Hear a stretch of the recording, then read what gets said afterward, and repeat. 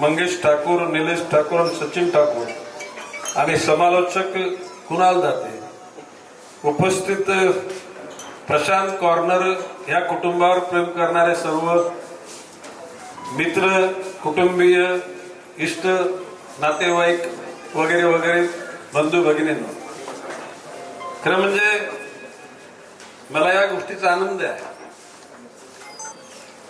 की भारताचे पंतप्रधान नरेंद्र मोदीजींनी 1948 साली स्वातंत्र्य मिळालं, तर 2048 या 100 वर्षामध्ये देशाची प्रगती कशी होणार आहे त्याचं एक चित्र निर्माण केलेलं आहे आणि ते चित्र पूर्ण करण्याचा संकल्प तुम्हा आम्हा सर्वांच्याकडे सोपवलेला आहे.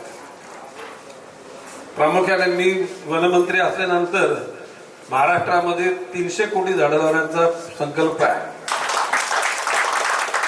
त्याकरता एवढे 300 कोटी रोपं मिळणार नाही म्हणून टिश्यू कल्चरच्या लॅब पुण्यामध्ये, पुणे शहरात, संभाजीनगर शहरामध्ये, कोकणाकरता शापूरमध्ये, जळगावमध्ये खानदेशा करता आणि नागपूरमध्ये विदर्भात अशा अतिशय अद्ययावत ज्याच्यामधून करोडोची रोपाची निर्मिती होईल, त्याचं जोपासना होईल आणि त्याची पुढे लागवड होईल आणि त्याचं संगोपन होईल, अशा प्रकारचं चित्र निर्माण झालेलं आहे.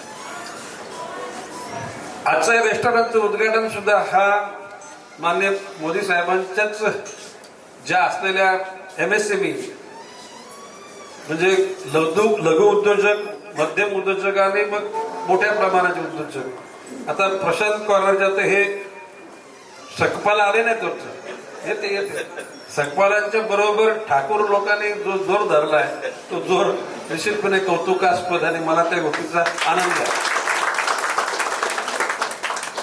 सकपालांचं म्हणणं आहे की दादा तुमच्या हस्ते उद्घाटन झालं की ते दुकान जोरदार चालतं, तर ह्या पण जोरदारच चालणार.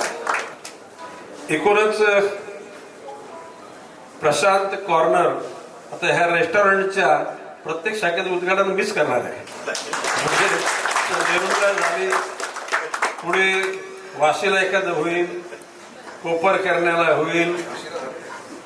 प्रशांत स्वीटच आहे, रेस्टॉरंट बोलतोय, घनसोली, ऐरोली आणि मग पुढे इकडे CBD, मग CBD आणि मग थोडे खारघरला जा, कांबोट्याला जा, म्हणजे नवी मुंबईचे सगळे नोड हे पादाक्रांत करा.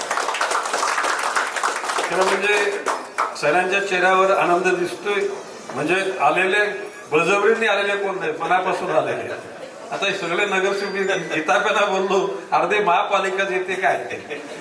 आता सातपाड्याचे 4 म्हणजे पूर्ण पॅनल आहे, नेरूळचं पूर्ण पॅनल आहे, फक्त मधलं सुजाताचं पॅनल फक्त म्हणजे तिघे जण कुठेतरी दर्शनाला गेलेले दिसतात, कोणी एकवरीच्या, कोणी खंडोबाच्या, कोणी विरोबाच्या.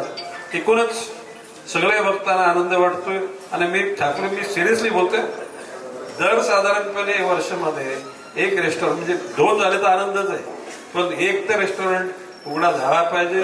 त्याकरता काही अडचणी असतील, काहीही काय बोलतो मी, काही अडचण असते. आता महापालिका तर संघर्षातून आपण निर्माण केली सगळ्यांनी, म्हणजे याच्यामध्ये सगळ्यांचेच हातभार आहेत. अर्थकारण असो, कसल्याही कायद्याची अडचण असो, त्याच्यातून मार्ग काढून आपल्या मराठी माणसं तर पुढे आली पाहिजेत, पण स्थानिक जो प्रकल्पग्रस्त आहे हा दुसऱ्यांच्याकडे नोकर चाकरी करणारे मला नाही आवडत. म्हणजे शिकायसाठी जा. मी तुम्हाला उदाहरण, मुकेश अंबानी ज्या वेळेला परदेशातून शिक्षण घेऊन आल्यानंतर त्यांच्या अधिकाऱ्यांच्या हाताखाली ट्रेनिंग त्यांनी घेतली 1 वर्षभर. त्याच्यानंतर मुकेश अंबानी आता निर्माण झाला. आणि ट्रेनिंग घेताना त्या ठिकाणी मी मालकाचा मुलगा हे डोक्यात कधी नव्हतं. आणि म्हणून या नवी मुंबईमध्ये राहणारा भारतातल्या कुठल्या कानाकोपऱ्यातल्या माणसाला तो अधिकार आहे. परंतु प्रकल्पग्रस्तांनी आपलं पाय मजबूत केलं पाहिजे. प्रकल्पग्रस्त लोकांनी आलेल्या सर्व लोकांना आपल्या छत्रछायेखाली, कारण शेवटी गावाला म्हटल्यानंतर थोडासा रोग असतो, त्या रोग खाली लोकांना हैराण करून, लोकांना त्रास देऊन आपलं गावाले पण निराळ्या अर्थाने सिद्ध करण्याच्या ऐवजी सर्वांनाच आपल्याबरोबर घेऊन त्यांना संरक्षण देऊन त्यांच्या सर्वांची प्रगती होईल. ते दक्षिणेकडचे असो, उत्तरेकडचे असो, ते हिंदू असो, बौद्ध असो, ख्रिश्चन, जैन, शीख, मुसलमान, कुठल्याही धर्माच्या, जातीच्या, पंथाच्या लोकांना गाववाल्यांनी पूरक म्हणून त्या ठिकाणी मदत केली पाहिजे. तर त्याचं गाववालं पण टिकणार आहे. एरवी त्या गाववाल्या कोणाला गुंडे फुंडे, चिटर लुटर, म्हणजे चिटर लुटर कमी आहे समजा, परंतु काही प्रमाणामध्ये बदनामीचाच एक स्टिकर लावला जातो. सुदैवानं नवी मुंबईमध्ये सुजाण लोक झाले तर स्टिकर तो आता असते असती चांगल्यापणाचा शिकलेले उद्योजक, डॉक्टर, वकील, पायलट, आणि या सर्व अशा गोष्टी व्हाव्यात अशी माझी इच्छा आहे. आणि त्याकरता कुणालाही कसली अडचण असेल, कसलीही, की आजकाल माननीय मोदीजींच्या नेतृत्वाखाली देवेंद्र फडणवीसांनी सुद्धा या महाराष्ट्रामध्ये अतिशय चांगल्या प्रकारचे मार्ग निर्माण केलेले आहेत. आर्थिक मदत हा प्रश्न आलेला नाही. आज आपल्या इथली महाराष्ट्र बँक ही आपल्या ठाणे जिल्ह्याची लीड बँक आहे. पालघरमध्ये bank of India lead bank आहे. म्हणजे त्या लीड बँकचा एक अधिकारी जनता दरबारात येतो. सुरुवातीला ठाण्यामध्ये सखपाल शेट्टी ज्यावेळेला सुरुवात केली तर छोट्याशा याच्यामध्ये होती. आज कोणीही अभिमानानं सांगितलं की 500 मजूर, आता पण जास्त वाढले, पण 1,500 म्हणजे आता तिप्पट, एवढे 1,500 मजूर मिठाई बनवण्याच्या फॅक्टरीमध्ये आहेत. हे तुम्हा आम्हासाठी निश्चितपणे कौतुकाचं आहे.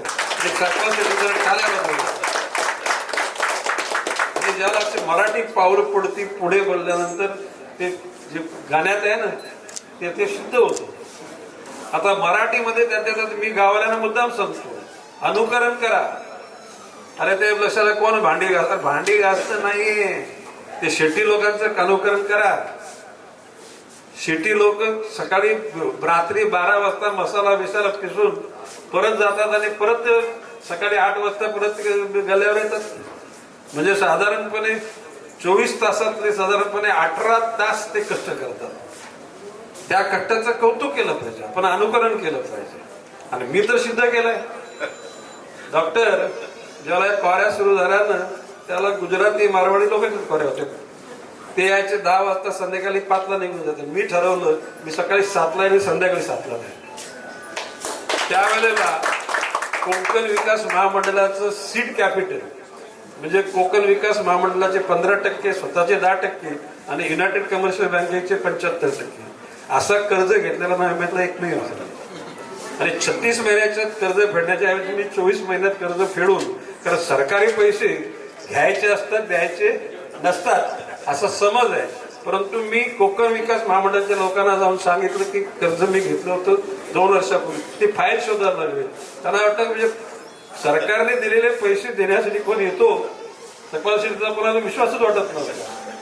तर माझं असं म्हणणं आहे की सचोटीने काम करा, कष्टाने करा आणि निश्चितपणे यश मिळतं. यश हे तुमच्या प्रयत्नात मधूनच निर्माण होत असतं.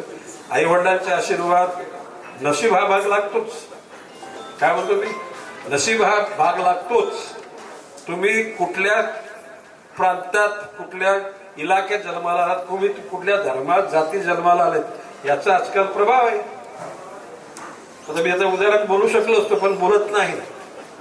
काही गोष्टी कामाला येतात पण त्यासाठी नशीब लागतं परत. परंतु नुसत्या नशिबावर विसंबून राहता कामा नये.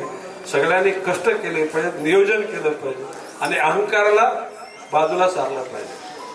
म्हणजे इम्पोर्टेड गाडी घेतली का ती दाखवायला जे प्रत्येक जत्रेत आणि साखरपुड्यात जातात, जेठी खरं का नाही. हा, बंगला बांधल्यानंतर बंगल्यामध्ये मनशांतीतून चांगले विचार काढून पुढे जीवन जगण्याचा लोकांना दाखवण्याकरता बंगला असतो तो फंक्शन. काही लोकांचा, मी 100% लोकांना म्हणत नाही, काही लोक 90% लोक समजा चांगले आहेत पण 10% लोकांचा दिखावाचा कारभार असतो. माझं म्हणणे दिखाव्याच्या कारभारातून काही सिद्ध होत नाही.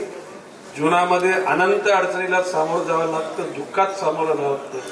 परंतु आज ठाकूर कुटुंबाने सखपालांची दोस्ती केली, अशाच लोकांशी दोस्ती करा जे तुम्हाला चांगल्या मार्गाला नेतील, तुम्हाला चांगला आधार देतील, तुम्हाला मार्गदर्शन करतील. सखपालांच्या कडे धंदा करायचा म्हणजे 100% टेस्टिंग द्यावी लागते. काय तो शेट असला तरी त्याला त्याचा फायनल सर्टिफिकेट मिळताना 50 कसोटीतून पास व्हावं लागतं. मला काही जण बोलले साहेब तुम्ही पाठवला पण सकपालांच्याकडे टेस्ट एवढ्या भारी आहेत ना की असं वाटतं की धंदा करायचा का लग्न करायचं.